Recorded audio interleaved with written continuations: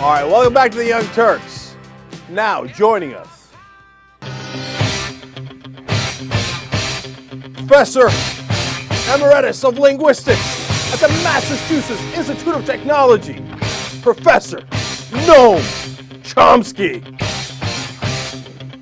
I'm not sure you're supposed to give Professor Chomsky that kind of intro. I know the mainstream media doesn't, but we want to have a little fun with it. Professor Chomsky, great pleasure having you here. Glad to be with you. All right, great to have you. Now, of course, Professor Chomsky has written over 100 books, a little prolific to say the least, including American Power and the New Mandarins, Manufacturing Consent, the Political Economy of the Mass Media. He's apparently the 8th most cited human being in history, just behind Marx, Lenin, Shakespeare, Aristotle, the Bible, Plato, and Freud, though the Bible's not a human. All right, and his new books is Hopes and Prospects. All right. Now, Professor Chomsky, in the book, you talk about American foreign policy.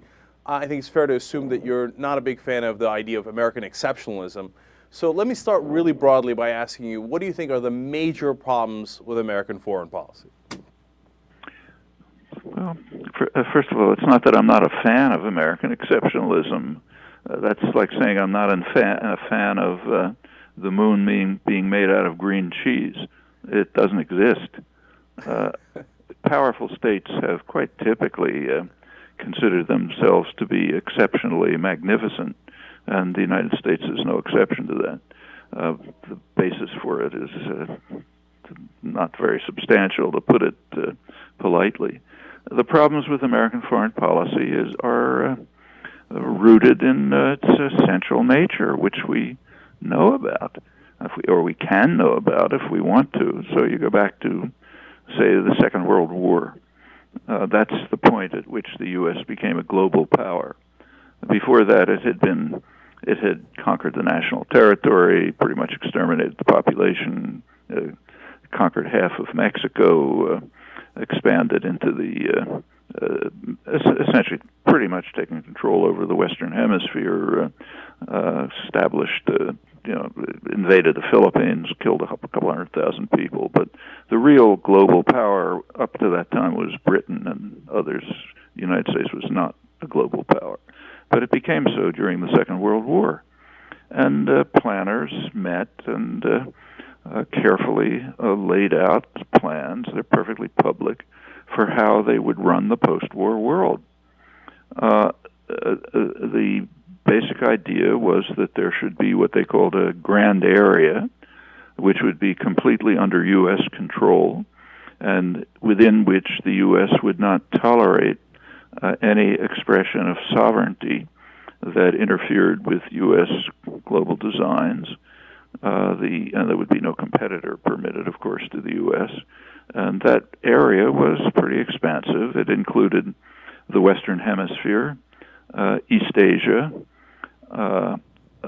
the former British Empire, which the U.S. would take over. That includes, crucially, the Middle East energy reserves,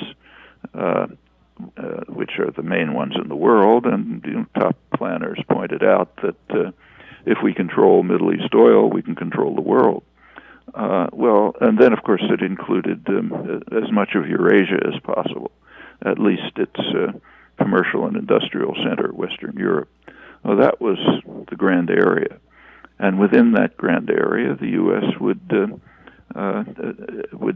dominate and limit any exercise of sovereignty.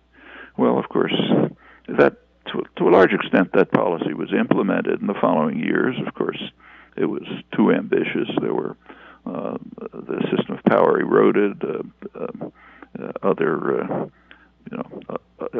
was decolonization, which weakened authority. Other industrial powers reconstituted themselves from the war.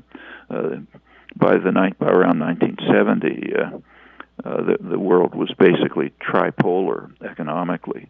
A U.S.-based North America, mostly German-based Europe, and at that time Japan-based Asia were major economic powers. And since then, it's fragmented even more. Nevertheless, this essential policy remains. And that's why we have maybe 800 military bases around the world. Nobody else does. why we spend about as much on the military as the rest of the world combined, and are technologically far more advanced with means of destruction on the planning table that go beyond anything anyone's dreamt of. And why we've spent a couple $1 trillion invading 2 countries in the Middle East, Central Asia, that's still occupying them, and on and on. I think those are very serious problems. No question. Now, so let's try to figure out, or you tell us, why you think we do these things. Of course, we get fed this idea that it's for freedom and democracy. But what is the real goal? Is it power? Is it money? And who's making the decisions and why? Well, the decisions in the 1940s, which I discussed, were made in the government and in other planning, private planning circles related to the government, and the implementation of the policies is in the state sector. But remember that the state sector is very closely linked to concentrated private capital, to the corporate sector, industry, in recent years, financial and others, military, it's all energy corporations. They're all a closely linked nexus, and that's essentially where the planning is carried out. And it's not very surprising that the planning is carried out in their interests. That's the way it's always been. So you go back to, say, Adam Smith, when he talked about England, he pointed out correctly that the architects of policy are the people who basically own the country, in his day, merchants and manufacturers. And they make policy to ensure that their own interests are very well served, no matter how grievous the effect on others, including the people of England, I'm virtually quoting. And that's a simple truism, holds for power systems generally. And it's not a great surprise that we're like other power systems. We're talking to Professor Noam Chomsky. His latest book is, of course, Hopes and Prospects. Professor Chomsky, so let's take Iraq as an example. Iraq? Yes, Iraq. So who stands to gain from our invasion of Iraq? And is it as simple as saying, hey, a defense contractor will make money, Halliburton will make money, and hence we are going into Iraq because of that? No, are there other forces, and what are those forces? Well, there were very solid reasons for invading Iraq. Iraq has the second largest oil reserves in the world. It's right at the heart of the Middle East region, which is the main energy reserve of the world. Establishing a client regime and a major military base in Iraq and getting preferential access to its resources would be of great value to the people who are our counterparts to Adam Smith's merchants and manufacturers, energy corporations, industrial corporations, banks, and so on. They didn't achieve it. Iraq is an interesting case because it was a defeat. U.S. goals were defeated in Iraq. Very important fact. At the beginning, of course, there were all sorts of pretexts. We're going to they're tied up with Al Qaeda. Weapons of mass destruction. When that collapsed, there was a new pretext: we're bringing democracy.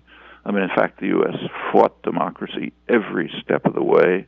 It tried to prevent elections when couldn't prevent them. It tried to manipulate them and kept going right through to the end. At the very end, say by 2008, when it was pretty clear that the U.S. was not going to achieve its goals, the administration, the Bush administration, started talking pretty frankly about what they were. So November 2007, January 2008, there were strong, significant declarations by the administration in which they discussed what the outcome must be. They were not then talking about a status of forces agreement, what it must include. And at that time, they were demanding that what it must include is the U.S. right to use military bases in Iraq indefinitely as a base for combat and other operations, and privileged access to Iraqi energy resources for U.S. corporations. At that point, it was said very explicitly because they were getting desperate. Well, they didn't get either of those. The United States has not been able to suppress Iraqi nationalism. The U.S. could kill any number of insurgents. That wasn't a big problem. But what they couldn't deal with is the mass popular nonviolent resistance. And the U.S. had to back down step by step. That's why the books on Iraq by the most serious analysts, people like Jonathan Steele, David Gardner of the Financial Times, and others, these have titles like Defeat. The U.S. was defeated. But it's clear what the war aims are, and they were sensible aims. And of course, they're sensible because a lot of people get confused. They're sensible if you look at it in terms of the companies that are involved. When you and that was a realization I made far, far too late. I never could understand why we wanted the oil when we don't get the oil, and of course, it doesn't matter. Right, the American people don't get the oil. In the 1950s, the U.S. was the major producer and exporter. I mean, but nevertheless, the U.S. was dedicated. The Eisenhower administration was dedicated to controlling the Middle East oil, for the reasons I mentioned. Top planners recognized that if we control Middle East oil, we can control the world. If you have your hand on the spigot, you can control what other people do, whether we use it or not. In fact, the Eisenhower administration, in order to for the benefit of Texas oil producers, insisted on exhausting our domestic reserves, using up our domestic reserves, and instead of purchasing much cheaper Middle East Saudi oil. Well, those were short-term calculations of profit, but in general, policy is not made for the benefit of the population. Rarely. I mean, in the United States or anywhere else. So when we look at a case like Afghanistan, we have President Obama deciding to, of course, extend our stay there, as it were. How do you think that decision gets made? I mean, is it President Obama actually making the decision, or does he think he's making the decision, but the institutions have forced him in a certain direction? Walk us through that, if you can. And how does it relate to what we've been discussing here? Because Afghanistan does not have a lot of oil. Now, they have pipelines, but they don't have oil. Yeah, the U.S. didn't invade Afghanistan because of its resources. And we could go back to why Bush invaded. But when Obama came in, the war was going on, and he had to make a decision about what to do about it. Well, there is an elaborate literature on this. So, for example, Bob Woodward's recent book goes into detail about what he was told by insiders about the decision.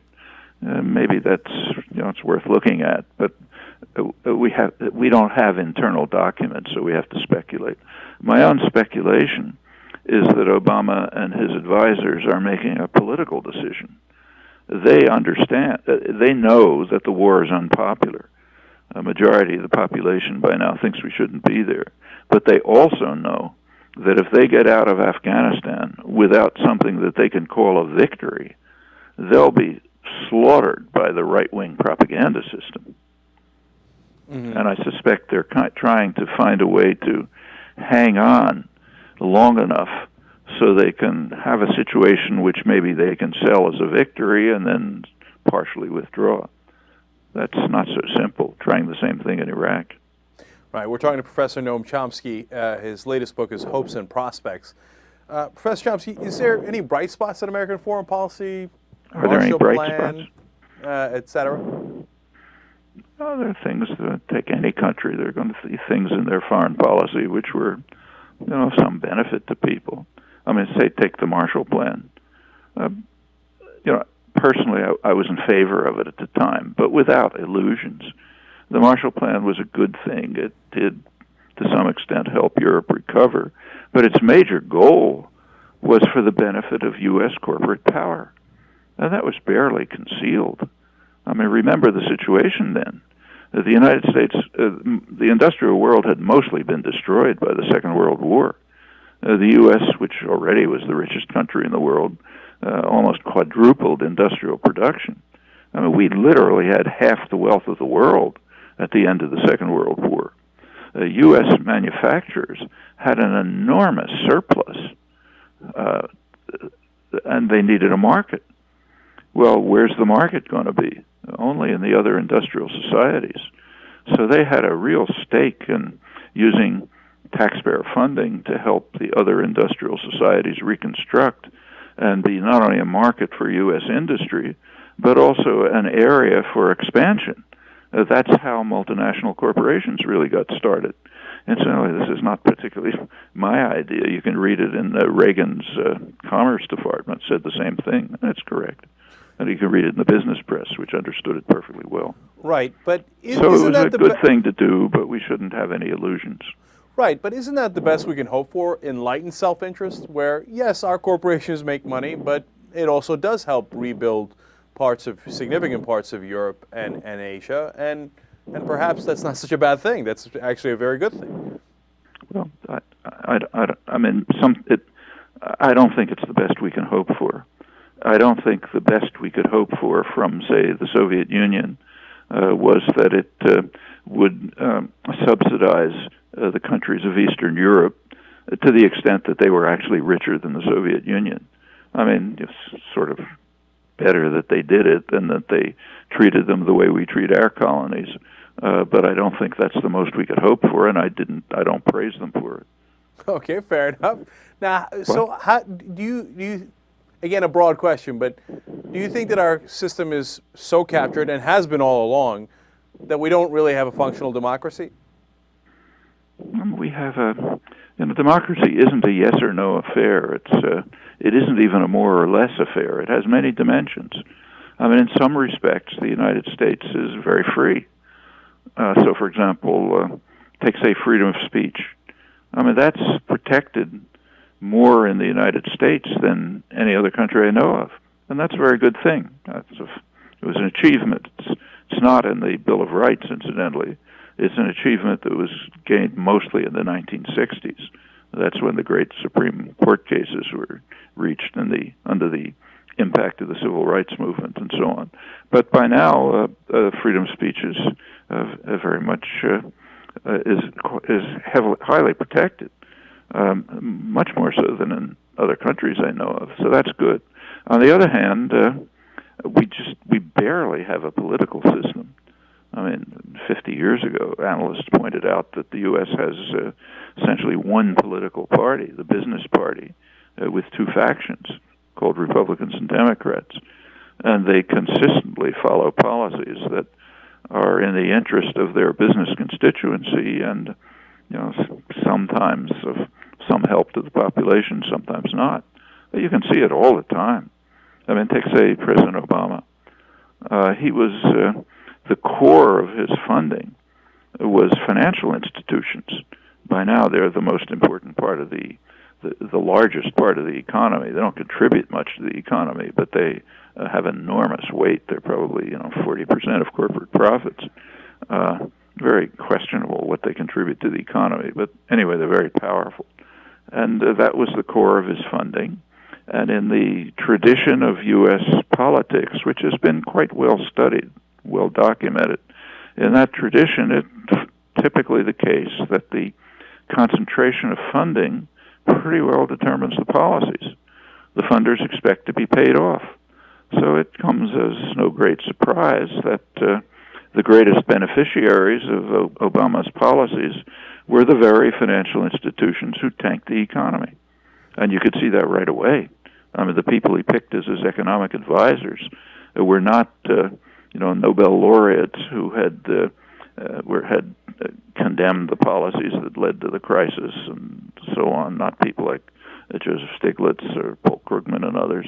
He picked the people who created the crisis, the Reubenites. Robert Reuben was the supervisor, Lawrence Summers, who was famous for having undermined regulation of derivatives, one of the main causes of the crisis. Tim Geithner, who was New York Stock Exchange. And they created an enormous bailout of financial institutions. I mean, something was obviously needed. The financial institutions had destroyed the economy, so something had to be done.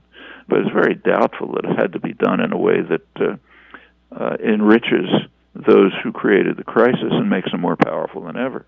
Professor Chomsky, but that's what you'd expect from the way politics works. Now, do you think that's a conscious decision by Obama where he says, you know what, I'm going to pick the guys who destroyed the economy anyway because I got paid by these guys? If it's not a conscious decision, how does that decision come about? If you go back to the Politburo in the Soviet Union and you ask what the people were thinking, we have a good idea what they were thinking because there have been internal documents released. They were thinking that they're saving democracy from the assault of the fascists led by the United States. They're going to bring wealth and benefits to people. You read Japanese fascists. We have a ton of documents because they're a conquered country. I mean, the documents of Japanese fascists are just overflowing with loving kindness.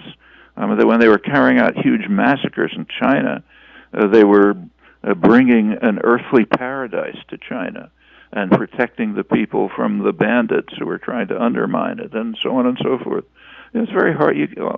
Almost anything you look at, you find self-serving ideologies created. So is Obama brainwashed by the system? I don't know anything about Obama. You have to ask his psychiatrist and his family. And I also don't think it matters. I mean, I don't care what, say Brezhnev actually thought. I care what he did. All right, fair enough. And then finally, if we can, another broad question, solutions. We're in this mess, and the takeover seems complete. You and I might disagree on some things, but we agree on that. All of our politicians are bought. It's a machine. It's a system. You've explained it eloquently here. How do we fix it, if we can? Oh, we can. And in fact, if you look over American history, there have been waves of progress and then regression. So the current situation, for example, is somewhat similar to the 1920s. In the 1920s, the inequality, which is colossal, is about what it was in the 1920s. The labor movement had pretty much been destroyed. Independent thought had been severely repressed by Woodrow Wilson's Red Scare and other devices. And there were celebrations in the 1920s about a utopia of the masters, the end of history. Well, the 1930s, that radically changed. There were popular movements. They democratized the country. They created very significant, the government was compelled to create significant welfare measures, Social Security, labor rights, and so on, which greatly improved the country. I mean, they weren't perfect, but they were a significant improvement. In fact, the regulation of financial institutions was so good that there weren't any financial crises until these began to be dismantled in the 70s and 80s. And you take a look at the 1960s, the popular movements that then also led to a significant democratization of the country. The protection of freedom of speech, which I mentioned, was essentially on the wave of the civil rights and other popular movements. Women's rights, a very significant fact, the rights of ethnic minorities, these created a more free and just society. And it can happen again. It's not going to happen by itself. It takes work, dedication, effort, but it can happen. So how did they do it then, and what can we learn from that so we can do it now?